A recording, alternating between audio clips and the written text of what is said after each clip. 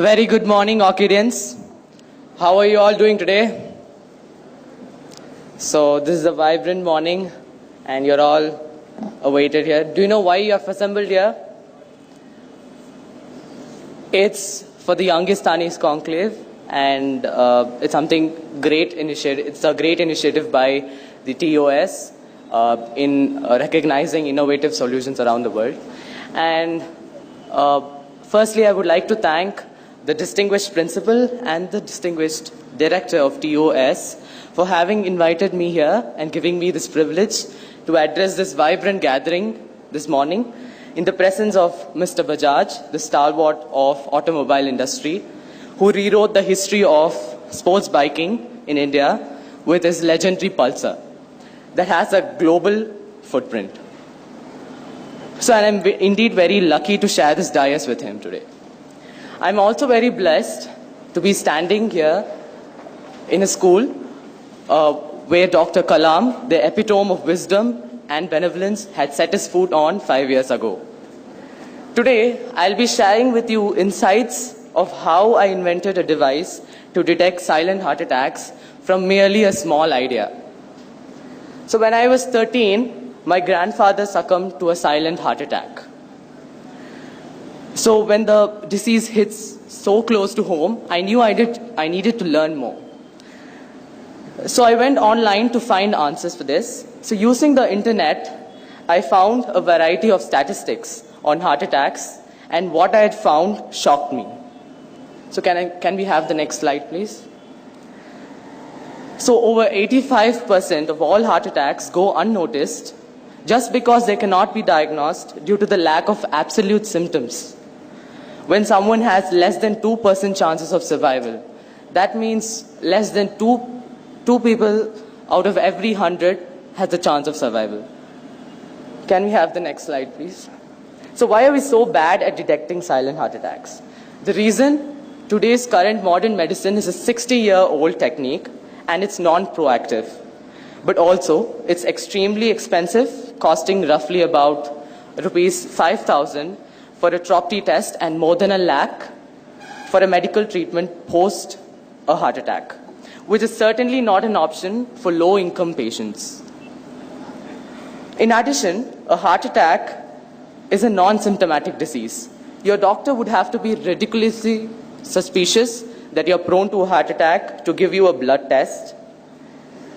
And for example, when a patient is admitted to a hospital, for instance with a chest pain, doctors draw blood and test for a standard biomarker called troponin, which can indicate cardiac ischemia or oxygen deprivation in the cardiac muscle. However, a critical flaw in the blood test is that they are totally ineffective in the detection of silent heart attacks, which often occur with ambiguous symptoms, if any at all. In the case of diabetic patients, the associated nerve damage blocks out the chest pain that would otherwise prompt the patient to seek immediate medical attention. Because silent heart attacks are usually asymptomatic, patients don't have any complaints, and consequently, there's no reason to have this blood test. As a result, silent heart attacks commonly go unnoticed and until they cause a significant irreversible damage. Learning this, I knew there had to be a better way out. So I set up a scientific criteria as to what a sensor would have to essentially look like in order to effectively detect a heart attack several hours prior to an unlikely event. Can we have the next slide, please? So, the objective of the sensor that I wanted to construe must be inexpensive, rapid, simple, selective, and non-invasive, and most importantly, portable and wearable.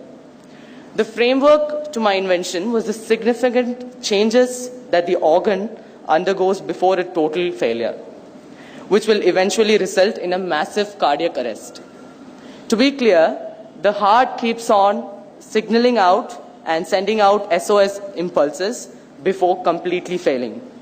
So I was wondering what the signal could be and how do I detect it. So this formed the basis of my invention. The signal with which the heart is reaching out to you is technically called a cardiac biomarker or a protein that's found at higher levels in your bloodstream on the onset of a cardiac ischemia. This sounds really straightforward, but it is anything but. So you see, you have all this healthy blood and liters of healthy blood, but you're looking for this tiny increase in this tiny amount of protein. So that's almost next to impossible. So then I came across an article on the internet that listed a database of over 8,000 different proteins that are found before a heart attack. Now I decided to go and make it my new mission to go through all these proteins and see which one could serve as an optimal biomarker for a non-invasive detection of these asymptomatic heart attacks. With two conditions in mind. One, it should be a process that incorporates self-diagnosis, and two, it must include early detection.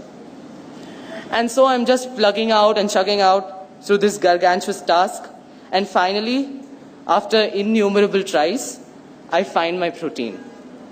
Can we have the next slide, please? And the name of the protein that I located is called FABP3. And it's a protein that's found at levels close to 4 nanograms per ml in normal human beings.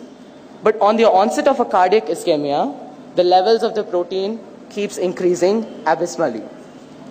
So that's the trigger point. So that's the signal that the heart is giving us. The key is that it is found in the earliest stages of a myocardial infarction or a cardiac arrest. So when someone has close to 100% chance of survival.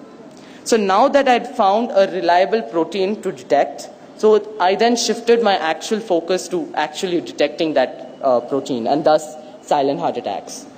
Now my breakthrough came in the most unlikely place for innovation, possibly the most unlikely place for innovation, my high school biology class, the absolute abhor or stifler of innovation.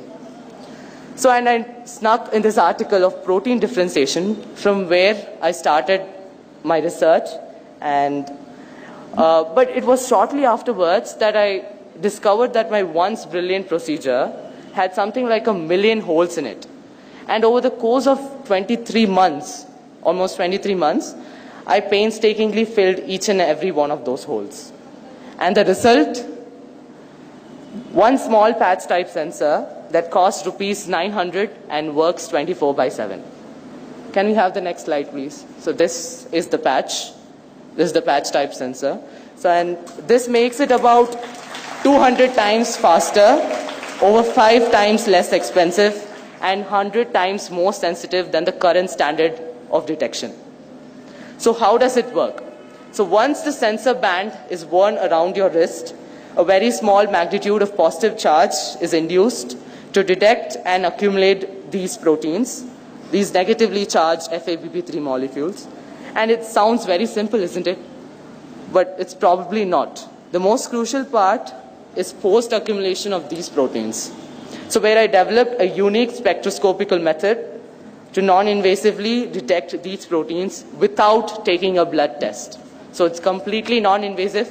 You need not take a blood test, and you'll find out whether you're going to get a heart attack or not. So that's the best part, and that's where the secret formula lies as well.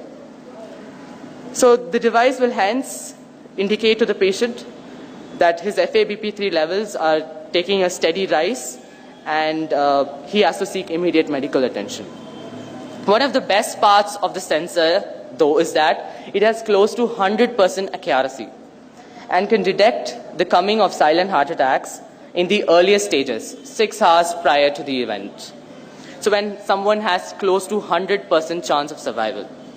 The sensor could potentially lift the silent heart attack survival rates from a dismal 5.5% to close to 100%.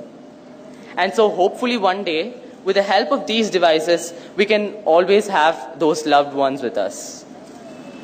And now to give you a brief idea about the current status of development of this device, I have a global patent pending for this device in 6 countries, including India.